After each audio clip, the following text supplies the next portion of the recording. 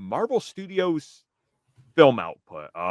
So at the most recent earnings call, Marvel Studios had their slate up, and upcoming Disney release dates. And while they reshuffled many things and Spider-Man was added for, July of next year, that November date, which was again supposed to be Blade, but Blade was removed, was not removed.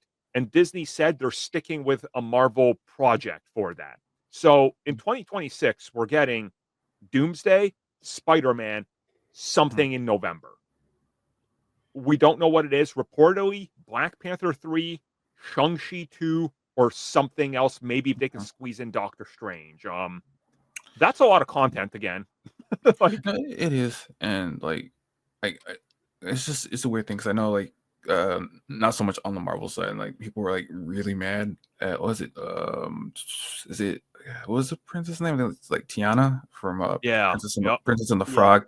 Her animated stuff got canned, and awful. It's just.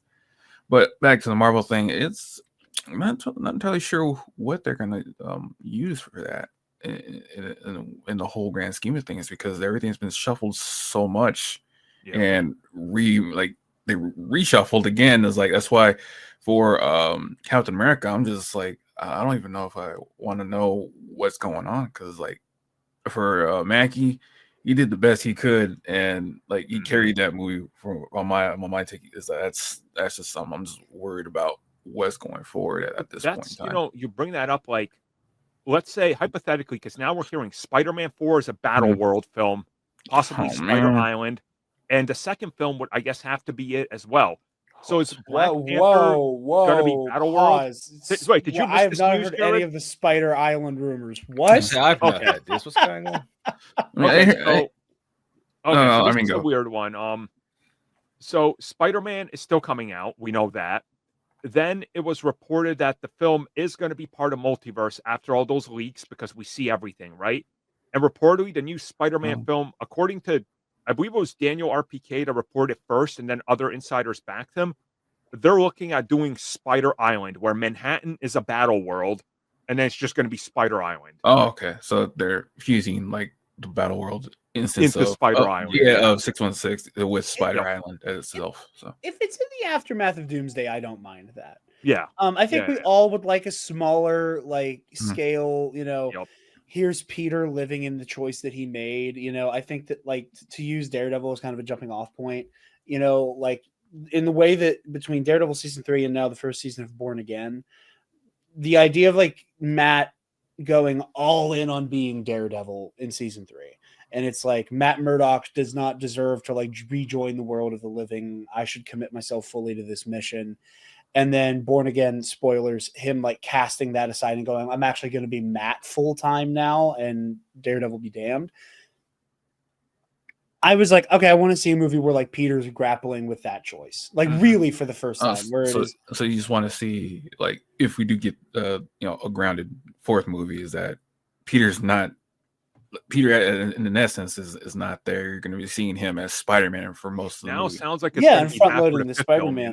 That he's front loading the Spider-Man persona, and that's what I wanted. But if it's coming out after Doomsday, then you really have to make the aftermath of whatever happens in Doomsday count. Right. Which is why I get it. Right, which then makes me question, if you're doing that and they truly are going to do Battle World, and you got another film coming out that November before Secret Wars, are you going to make Black Panther 3 a Battle World film? Because to me, World War Hulk seems more fitting, right? Wouldn't that make sense? But they can't do that, can they? Probably not, yeah. You probably have to make it some other character and World War Hulk. Yeah, which I don't think people appreciated Sam's movie being The Incredible Hulk 2. No. Yeah. No, I think World War Hulk should be an Avengers movie. I think that makes more sense. Yeah. Yeah, I agree with that. I think Avengers World War Hulk is a fun, that's just a fun title to say, period. That is well, it's a fun title that was 20-something years in the making, so it has to be good. I think that when it comes to the release dates and everything, I'm very interested in, again, I I've never bought into the Marvel is back, Marvel is dead stuff. Yeah. I don't think there has been a precipitous drop off in quality the way people pretend there has been. Again, I think that we are looking at the kind of like Star Wars fandomification of the MCU, where like people just gaslight themselves into thinking there is a flawless before time. That said, some of the only thing with the release dates that I'm still hung up on is I'm really afraid that Disney is going to not learn their lesson from Solo: A Star Wars Story, which I know is which I know is a like cross that Armin and I kind of like singularly he loves bear. it, man. He loves it. I know, yeah, but like I love Solo as well. I think it's incredible, and I'm really hoping that Lando movie or show with Donald Glover happens, because it's going to be the spiritual successor to Solo. But I'm really afraid of what happened there, because you had Avengers Infinity War, which was on a record-breaking reign of terror for all of May. Then you had Incredibles 2. Then you had Deadpool 2. And sandwiched in between all of that was Solo: A Star Wars Story, a great film that, and I hate this mentality, but like it was the Star Wars movie nobody asked for. There was an audience that was like, oh, Rogue One, like let's see like this like kind of like grounded like war drama about like how the rebels got the Death Star plans. I'm afraid that Mandalorian and Grogu is going to get screwed by Avengers Doomsday. And I really hope that's not the case, because I just cannot fathom how you can think that putting these two next to each other is a good idea. And they already moved Spider-Man a little bit to accommodate Nolan's Odyssey movie, so they're not pitting Tom Holland what's happening with Spider-Man? They're not allowed to do any IMAX screens. Nolan has all IMAX screens around the world for 6 weeks. Spider-Man is getting delayed, which is why I keep saying they're probably delaying in September, October, maybe even November. But if there's another film coming out in November, it's cannibalizing everybody again. Because October, we got the Batman Part 2. Like, it's... Allegedly. Yeah. I'm not believing that when I see it. Yeah, but there's one thing I do know: like if they move Spider-Man to like December, we know it can do numbers, because it's Spider-Man. Like people will go to the movies to see Spider-Man in December. So we're just gonna have to wait and see. Preferably, probably at San Diego Comic-Con to get a little bit more information. You would most likely. So. Okay, Mitch, what's your take on this, and what do you think they would toss out in a November-December time slot? I don't know. I don't even know what they're cooking up at the minute. It's all over the king place. And what November-December, between Avengers or like? But yeah, it's between Doomsday and Secret Wars. So I honestly don't know. I think Spider-Man would be a good fit for it, just because No Way Home did quite well there. Right. Yeah, I think they'd have to delay at this point Spider-Man into that slot, which is why they're holding it. Again, reports are stating it's gonna be Black Panther 3, which I hope not. I don't want that to be a Battle World film. That would just be... I think Black Panther 3 could be a really interesting Battle World film. Man. What, you just got a bunch of different T'Challas and see who tests the best with the audience? I mean, let's be honest here. That's going to be exactly what Spider Island, if it is Spider Island, that's exactly what that's going to be. You'll have Spider-Gwen, you'll have Miles. It won't be, oh, people are spiders. It's, here's a bunch of Spider-Men. Yeah. Yep. Mitch, do you think you and I will finally be served in live action?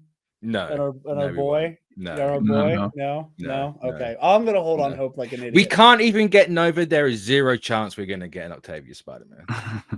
Sony's going to find out that there was a superior Spider-Man, and they're going to be like, okay, we got to do that, but we got to botch it. And then they're going to do that. So yeah, be Kane don't or even something. joke. Don't even joke.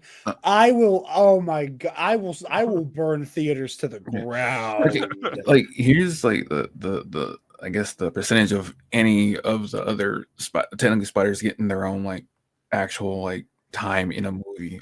For like an example would be Spider-Gwen. What one of the original creators of that particular character said in talks about Marvel is that Marvel doesn't want to give Sony any ideas or villains or storylines for that particular character, which is why Gwen is just spinning on its wheels, because Marvel as a whole just said no, don't create any new characters, don't create any new stories for her, just keep reusing what we can use because we don't want to have Sony being able to use that on the big screen and potentially ruin it, like how they've been ruining a lot of other characters for Marvel because they want to use those characters. But then Sony's like, we'll do that first because we need the money. Yeah. Such a bizarre relationship. Marvel needs to start introducing Spider-Man villains in Avengers comics and then making them Spider-Man villains after, just to screw with them. You know, it's like, they'll still get it. They'll still get it. True. No. What I am really excited about with the amount of movies that will be sandwiched between Doomsday and Secret Wars is that, like, and we were talking about this on the most recent Nerd Academy, where for me, you know, I think that like when all of this started out with what we knew was coming, we knew there was a movie called Doctor Strange in the Multiverse of Madness. And we knew that there was going to be some time in reality hopping with Loki. And we knew that Wanda was messing about with the multiverse. And because of all the leaks and the trades, we knew that like there was going to be multiversal nonsense in Spider-Man. Is that there are these kind of like 4 quadrants of how is the multiverse going to finally fracture? And then assuming that the rest of the MCU would be putting it back together and it would end with Avengers. What I like and what I hope is that with the amount of stories in between that we could be getting, that this saga was about watching the multiverse slowly fall apart, that there wasn't one single, and now the seam has burst and reality is just, you know, a mishmash of different ideas. I love the idea that like, okay, the multiverse saga has been building to this, and now we get to live in these disparate realities for several movies. You know, like it's like with, you know, Avengers Infinity War into Endgame, you know, there were 2 Marvel movies in between them, but they were both loosely Ant-Man and the Wasp is a prequel, you know, just in terms of like, you know, the movie is happening right before the events of Infinity War, and then Captain Marvel throws us all the way back to like 94 or whatever.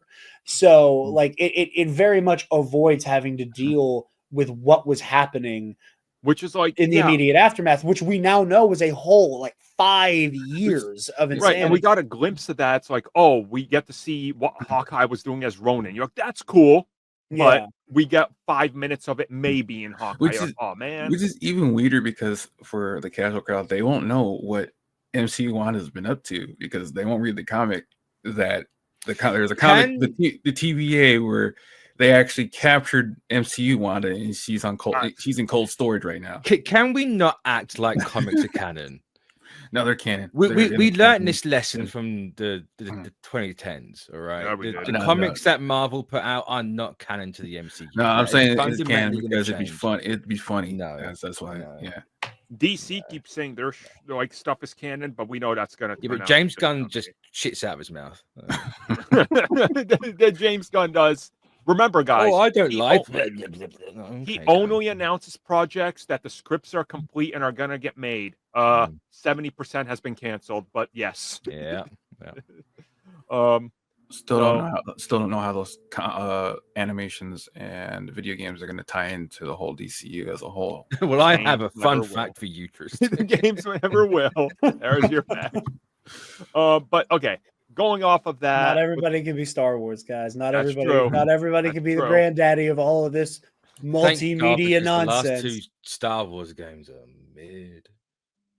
Okay, Jedi Survivor is great. Outlaws is fine, but Survivor's incredible. Outlaws. I'll be honest, I forgot Outlaws existed. I was just talking about the Jedi games because I just wanted that rise. Here's the problem you have with Outlaws. It's the solo territory where it's the least interesting thing for people because it's like there's no lightsabers, you're underpowered, you got to sneak around. It's like that's not the fantasy. Even that's not even the problem. It's Ubislub. Like, they got a bit of that. It's a little bit it's a little bit of everything. Mostly the weird gameplay mechanics that Ubisoft implemented, which didn't need to be there in the first place. Which they patched out, but way too late. Way too late. Can you still like not carry a gun up a ledge? Is that still a thing? You can now. You can now. Oh my god! Wow. Oh, like a pickup, like you yeah. God, dude, I encountered so many game-breaking bugs playing Outlaws that like it put me in such a sour mood. Like I've talked about this before. The big finale of the game, where spoilers for a game I know nobody else is going to play at this point. you go and you fight, Zarek Besh, and you take out whatever, and you're in space, and oh no, the Empire's showing up in mass. There was like 3 Star Destroyers, and you're in this like rinky-dink little rust bucket, and you're fighting for your life. And then whatever crime syndicate you have the best relationship with shows up to like bail you out. And it's great, and it's cinematic, and it's incredible. For me, it was Crimson Dawn, and it's so cool. It's a great finale. It's even better when the sound works, I guess. Because for me, well, that's what you encountered. Okay. Yeah. For me, the only noise I could hear, not even dialogue during the cutscenes, the only audio I had was the sound of my missiles deploying and my blaster cannon firing from my controller. Like all I had was the sound of like that. Chunk, chunk, so I was going to say that's all I got. That is so all I had for the entire actually finale. Was a common bug if you had the controller sound enabled, because I encountered it at the beginning of the game. I disabled it, never once had an issue again. But again, it was these little things that got in the way. It was, and that's the Disney skill of quality. Yeah, that's why, like, if you ask someone now to play it, they try, well, yeah, it's a pretty good game. I don't know why people are harping on it so much. And then he goes, well, you weren't there at the beginning, were you? Yeah. It's like Cyberpunk. It got better, but it took 2 years. You're like, well.